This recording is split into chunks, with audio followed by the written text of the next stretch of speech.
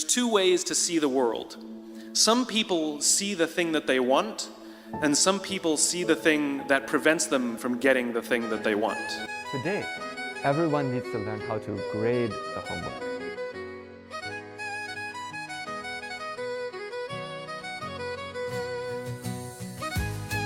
Value props is one of the most important things that we could possibly Selamat spend datang time on. kembali. Pernah nggak sih Anda mikir, kenapa ya ada ide bisnis atau produk keren, kedengarannya brilian gitu, tapi kok gagal di pasar? Sementara yang lain kayaknya biasa aja, tapi malah laku keras. Nah, hari ini kita mau coba bedah lebih dalam salah satu fondasi paling penting, value proposition, atau proposisi nilai. Kita bakal lihat materi dari workshop Harvard Innovation Labs nih. Fokusnya ke gimana sih cara bikin proposisi nilai yang nggak cuma oke di atas kertas, tapi beneran menjawab kebutuhan pasar. Ya, tujuannya biar kita semua punya pegangan praktis gitu, buat mastiin apa yang kita tawarkan tuh emang berharga buat mereka. Iya, betul banget. Itu krusial sih.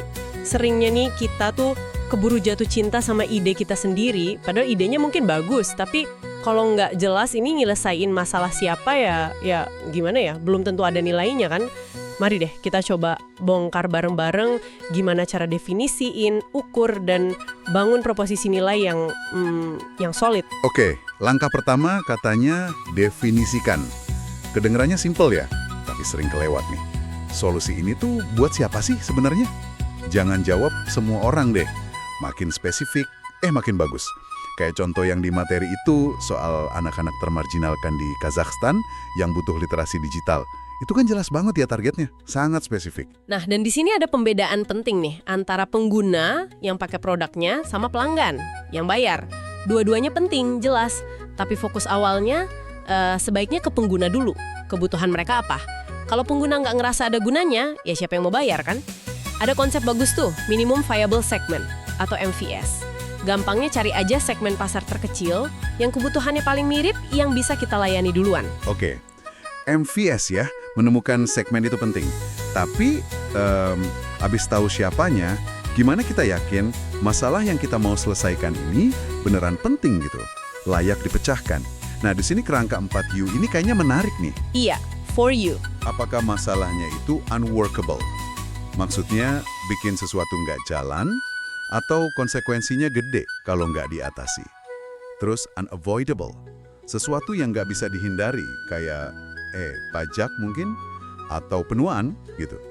Lalu urgent, mendesak banget buat diselesain sekarang. Dan terakhir, underserved, artinya pasarnya belum ngelayanin ini dengan baik. Betul, yang bagus dari 4U ini dia maksa kita buat validasi dulu nih, seberapa penting sih masalah ini. Contohnya Selene Health itu kan, yang fokusnya ke masalah menopause, itu jelas unavoidable buat targetnya. Terus seringkali jadi unworkable karena ganggu kerja, aktivitas, jadi urgent juga pas gejalanya muncul. Dan bisa dibilang underserved juga karena riset sama solusi yang inovatif mungkin masih kurang. Ini ngebantu banget bedain mana masalah yang sekedar nice to solve sama yang emang kritis. Bahkan kalau awalnya mungkin laten ya, belum disadari banget sama pasarnya. Oke.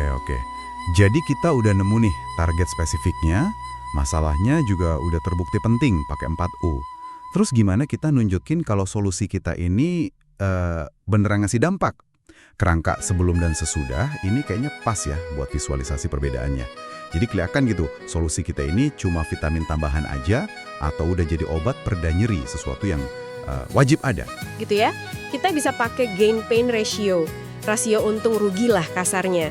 Keuntungan atau gain yang didapat pengguna dari solusi kita itu harus kerasa jauh lebih besar. Idealnya sih 10 kali lipat katanya.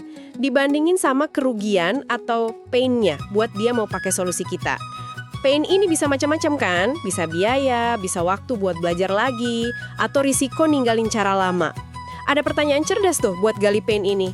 Kira-kira nih, apa aja alasan yang bikin Anda nggak mau pakai produk ini? Jujur aja, jawaban mereka itu wah berharga banget. Wah, menarik nih. Rasio 10x itu kedengarannya tinggi ya. Tapi masuk akal juga sih. Kalau bedanya nggak signifikan banget, orang cenderung, yaudahlah ya, pakai yang lama aja. Males pindah. Tapi ada peringatan juga kan di materi ini, soal jebakan lebih cepat, lebih baik, lebih murah. Katanya bahaya ya. Kenapa tuh? Nah iya, bahayanya tuh karena keunggulan kayak gitu, relatif gampang ditiru. Apalagi sama pemain besar yang modalnya kuat, cepat atau lambat kesusul.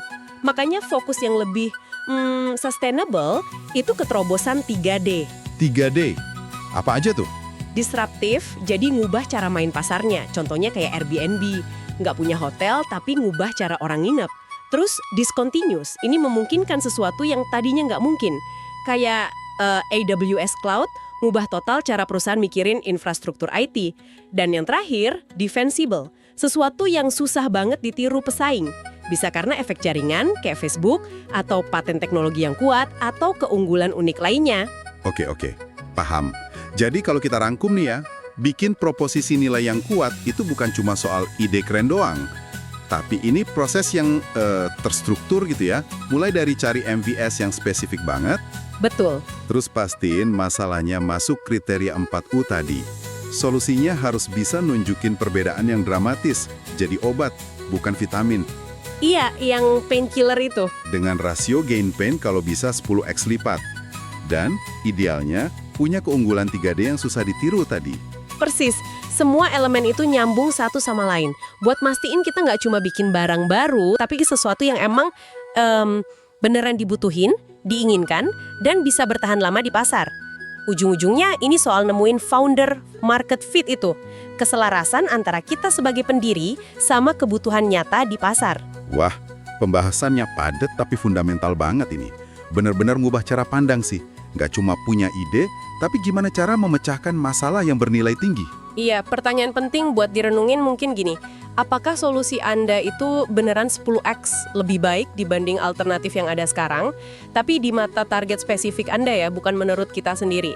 Dan apakah keunggulan yang Anda punya itu kira-kira bisa dipertahankan nggak? Nah, itu dia. Oke, sebagai penutup nih, ada satu pemikiran buat Anda renungkan juga. Berdasarkan kerangka yang kita bahas tadi, asumsi paling dasar apa sih tentang pelanggan Anda atau tentang masalah yang Anda coba selesaikan yang kayaknya sekarang perlu segera diuji lagi nih di lapangan. Terima kasih banyak sudah menyimak pembahasan mendalam kita kali ini. Sampai jumpa di kesempatan berikutnya. Halo, selamat datang di StudyLog, tempat di mana kita belajar bareng, nyatet bareng, dan berkembang bareng. Di setiap video, kita bakal bagikan catatan belajar yang ringkas, visual, dan mudah dipahami. Dan hari ini, kita mulai dengan topik pertama, Value Proposition, atau yang sering disebut janji utama yang kamu tawarkan ke pelanggan. Cocok banget buat kamu yang belajar bisnis, marketing, atau sedang bikin ide produk. Yuk, langsung mulai!